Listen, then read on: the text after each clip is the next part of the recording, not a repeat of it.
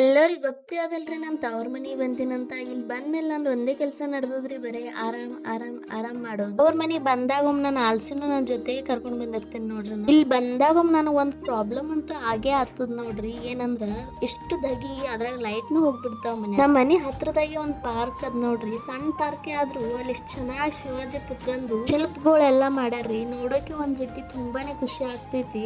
ಅವಾಗಿನ ಟೈಮ್ನಾಗ ಎಲ್ಲಾ ನಡೆದಿದ್ದು ಒಂದು ಚಿತ್ರದ ಮೂಲಕ ತೋರ್ಸ್ಯಾರ ನೋಡ್ರಿ. ನೋಡೋಕೆ ಒಂದ್ ರೀತಿ ತುಂಬಾನೇ ಖುಷಿ ಅಂತ ಅನ್ಸಾಕತ್ತಿತ್ರಿ ಇಲ್ಲಿ ಬಂದಾಗೆಲ್ಲ. ನಾ ಸಣ್ಣಕ್ಕಿದ್ದಾಗ ಈ ಪಾರ್ಕ್ ಇತ್ತು ನೋಡ್ರಿ. ಅವಾಗ ಹಿಂಗೆಲ್ಲಾ ಇರ್ಲಿಲ್ರಿ, ಬರೇ 2 ಜೋಕಾಲಿ ಇದ್ದು ಒಂದ್ ಜರ್ಗುಂಡಿ ಇತ್ತು ಅಷ್ಟೇನೆ. ಅಲ್ಲೇ ಆಟ ಆಡ್ತಿದ್ದೇವ್ ನಾವು. ಇವಾಗೆಲ್ಲ ಬಾಳ ಅಂದ್ರ ಬಾಳ ಚಂದ ಮಾಡ್ಯಾರ ಇಲ್ಲಿ. ನಾವು ಮಧ್ಯಾಹ್ನದಾಗೆಲ್ಲ ಲೈಟ್ ಇರ್ಲಾರ್ದಾಗ ಇಲ್ಲಿ ಬಂದ್ ಕುಂದಿರ್ತೀವ್ರಿ. ತುಂಬಾ ಗಿಡಗಳು ಹಚ್ಚಾರ, ಅದ್ರ ತಳಗ ತಣ್ಣಗ್ ಹವಾಕ್ ತಿನ್ಕೊತ್ ಕುಂದಿರ್ತೀವ್ರಿ. ಇದು ಎಲ್ಲಾ ನೋಡ್ದಾಗ ಇನ್ನು ಶಿವಾಜಿ ಪುತ್ರ ನಮ್ ಜೊತೆನೆ ಇದಾರ ಅನ್ನೋ ನಂಬಿಕೆ ಮೂಡ್ತದ ನೋಡ್ರಿ. ನಿಮಗೆ ಶಿವಾಜಿ ಪುತ್ರ ಶಿಲ್ಪಗಳೆಲ್ಲ ಹೇಗ್ ಅನಿಸ್ತು ಅಂತ ಖಂಡಿತವಾಗಿ ಹೇಳ್ರಿ. ಮತ್ತೆ